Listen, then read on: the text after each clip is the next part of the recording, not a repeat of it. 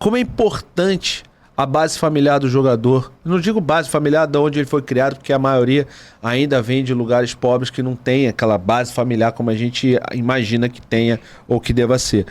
Mas a partir do momento que o cara vira jogador, como é importante a presença da família na vida do jogador, cara. É assim, esse negócio do Anderson Moreira eu não posso nem imaginar, sabe? Eu vou passar 10 dias agora longe do meu filho, fora do país. É muito ruim, cara. É muito ruim.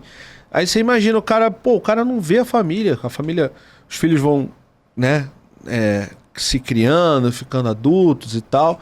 Cara, tem uma porção de aspectos, né? As esposas também são fundamentais nesse meio. Eu lembro, falando de esposa, eu lembro da esposa do Everton Ribeiro, quando ficou grávida do primeiro filho dela, ali na reta final da gravidez, teve um problema, teve que ficar deitada por sei lá quantos dias, e ninguém sabia. Quando ficou sabendo, viram que o Everton não estava, né, jogando tão bem quanto vinha jogando antes. Teve um período de queda. Isso tem tempo, não foi agora não. E aí descobriram que a mulher dele estava passando por esse perrengue.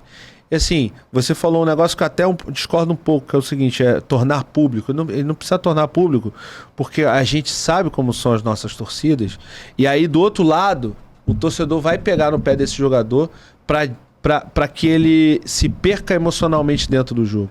Mas, sem dúvida, todos eles hoje em dia, ou quase todos os jogadores, têm um profissional, um coach, ou um psicólogo de fato. Vários deles têm os dois, inclusive. Mas os clubes não têm. O Flamengo, por exemplo, não tem um psicólogo. E isso eu acho assim muito ruim. Porque o cara fazer uma terapia em grupo... Eu não faço terapia e tal.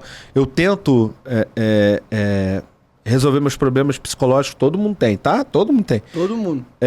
Eu tento resolver internamente meus problemas psicológicos. Eu tento, de verdade. Eu tenho meus escapes, eu saio, eu faço alguma coisa, escuto uma música, monto um quebra-cabeça. Quem já viu lá você viu lá meu estúdio, vê lá, eu monto meus Legos, enfim. Tento distrair a mente quando a mente vem tentar te sabotar. É o que eu tento. Se um dia eu precisar, eu vou procurar. Mas assim, é fundamental fazer uma terapia de grupo, sabe? Cara, eu tava falando sobre isso. Tá muito bom o nosso papo, viu? Eu tava falando sobre isso esses dias, assim. Agora, eu tava malhando agora. Não parece, mas eu malho. Eu sou um gordo saudável, eu só sou gordo. Com o nosso personal, o Bruno. Eu falei assim, cara, quando você chega num clube A, os 12, não tô nem falando Série A, não, tô falando os 12 maiores clubes Eu incluo até o Atlético Paranaense já. Não, tudo bem, 12, 15, 13, tá bom, enfim. vai. Clube dos 13, vai. No alto nível do futebol brasileiro, tô falando do futebol brasileiro em si, é tudo muito equivalente, cara. Tudo muito equivalente. Claro que você tem ali as diferenças de elenco, qualidade, dinheiro e tal, mas é muito equivalente, cara. É muito equivalente. No futebol brasileiro você vê, por exemplo, o Vasco ganhar do Flamengo. E o Vasco, assim, com todo respeito, o Vasco vindo da segunda divisão, o Flamengo com um orçamento de milhões, o Vasco também montando um time milionário, mas montando ainda, né? Não é um time baixo. Ganhou do Flamengo, pô. Aí, caraca, o que explica, não essa vitória específica, mas eu tô falando assim, o que explica esse nivelamento? É o psicológico. Às vezes vai ganhar, muitas vezes, vai ganhar o cara que tá com o psicológico lá em cima. E não necessariamente o melhor time. Ou o melhor jogador vai ter vantagem. O pior jogador pode ter vantagem em cima do melhor jogador no psicológico, cara. Eu digo no psicológico, não é nem afetando psicologicamente o outro, sacaneando, não sei o quê. Não. Irmão, eu sou bom, eu sei que eu vou fazer porque eu sou bom. Não importa se tem gente que me vai, não importa se tem gente... Eu sei da minha qualidade, eu sei até onde eu posso ir. E eu vou.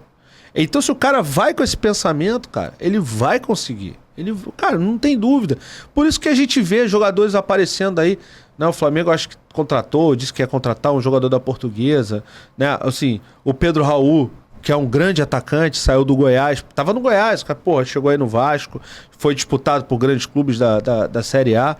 É confiança, cara. E às vezes a falta... Aí os caras... Por exemplo... Muita gente falou durante aí essa passagem do Vitor Pereira no Flamengo que tinha jogadores que estavam entregando o jogo para ele ser demitido. Mentira. No alto nível isso não acontece. Sabe por quê? Você vai ter que combinar. Você está insatisfeito. Digamos que você está insatisfeito com o teu técnico. Você tem que combinar com os outros 10 e os reservas. Ó, galera, vamos jogar porra nenhuma não. Foda-se. Vamos entregar o jogo. Não existe isso. Não existe isso. No alto nível não existe. Não existe. O que existe é falta de confiança. E eu não estou falando de falta de confiança só em si, autoconfiança. Eu estou falando de confiança no trabalho mesmo. Aí você, porra, mas o jogador ele ganhou 3 meses, 4 meses atrás, foi campeão e agora tá nessa merda, perdendo tudo. Por quê? Falta de confiança, cara. Porra, o Davi Luiz. Caralho, o Davi Luiz em alto nível, porra, Europa, o caralho, não sei o que, melhor zagueiro, né? Porra, errando passe bobo. Everton Ribeiro, caralho, o final do ano, o meio pro final do ano do Everton Ribeiro. O Everton joga bem, é um grande jogador do Flamengo, mas o meio do ano passado até o final do ano, o que jogou esse homem, mais especificamente o que jogou esse homem quando o Dorival entrou no Flamengo, cara, não existe. Tá errando passe de 1 metro, pô. Por quê? Confiança. Confiança, autoconfiança. No caso dele especificamente acho que não faltou, mas confiança no companheiro ali, como ele tinha no Rodinei, que você citou, que é o cara que ele sabia onde ia estar, e aí entregava a bola, fazia a tabela. Foi assim que saiu o gol do Flamengo na final da Libertadores. Então, assim, confiança de uma forma geral é uma palavra fundamental no futebol. E é o que pode fazer você ser campeão ou ser rebaixado. O Vasco, quando foi rebaixado, agora a última vez, não tinha elenco para ser rebaixado. Não tinha mesmo. Não tinha. E olha quanto tempo o Vasco ficou na segunda divisão sem ter elenco pra segunda divisão. E olha o Confiança, time. E vê o time que o Vasco jogou a segunda divisão de 2021 e não subiu. O time tinha Germancano, Castan, Fernando Diniz era o treinador do meio pro final, tinha Nenê voltando, aí você tinha naquele time ali Morato, o Marquinhos Gabriel, Zeca, Hernando. Zeca. Não era time pra não subir. Léo Matos. Não, era time de Série A ali. E o time que caiu era Fernando Miguel, que saiu do Vasco, foi o terceiro melhor goleiro do brasileiro do ano subsequente. Pikachu, eleito melhor lateral direito do brasileiro de 2021 pelo Fortaleza. A zaga, Castan. Ai, não vou me lembrar quem era o zagueiro do lado dele agora. Na esquerda, o Vasco tinha o Henrique, que tá 2 temporadas jogando no Lyon. Aí você tinha Benítez, Germancano de novo. Você tinha Thales Magno. Cara, o Leonardo Gil, que hoje tá no Colo-Colo. O Vasco não tinha time pra cair. Pois é. Mas aí você pega salário atrasado, eleição, o clube em crise, ambiente uma merda, e aí é isso, cara.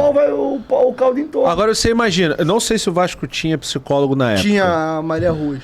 Mas imagina se de repente ela consegue detectar. É que é difícil, né? Quando você vai numa...